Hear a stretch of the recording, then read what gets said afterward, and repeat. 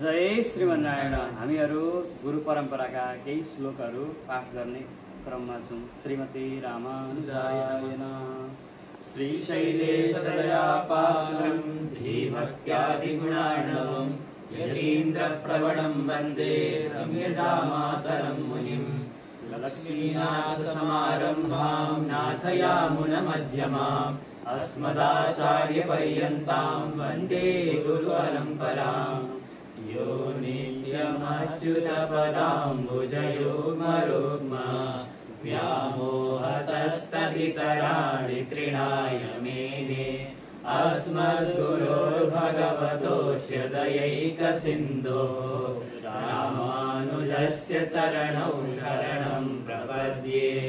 मातापिता युवतयस्तनया विभूतिः सर्वं यदेव नियमेन मदन्वयानाम्। आद्यस्य नः कुलपतेर्वकुलाभिरामम् श्रीमत्तदङ्घ्रियुगलं प्रणमामि मूर्ध्ना। भूतं सरश्च महदावय भट्टनाथ श्रीभक्तिसारकुलशेखर योगिवाहान्। भक्ताङ्घ्रिरेणुपरकालयतीन्द्रमिश्रान् श्रीमत्पराङ्कुशमुनिं प्रणतोऽस्मि नित्यम्। गुरुमुखमनधीत्य प्राह वेदानशेषान् नरपति परिक्लिप्तं शुल्कमादातु कामः।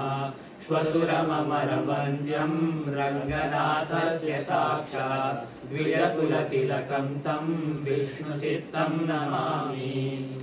अस्मद्देशिकमस्मदीयपरमाचार्यानशेषान् गुरुन् श्रीमल्लक्ष्मणयोगिवल्लभमहापूर्णौ मुनिं यामुनं। रामं पद्मविलोचनं मुनिवरं नाथं शतद्वेषिणं। क्षेनेशं श्रियमिन्दिरासहचरं नारायणं संश्रये। श्रीमते रामानुजाय नमः।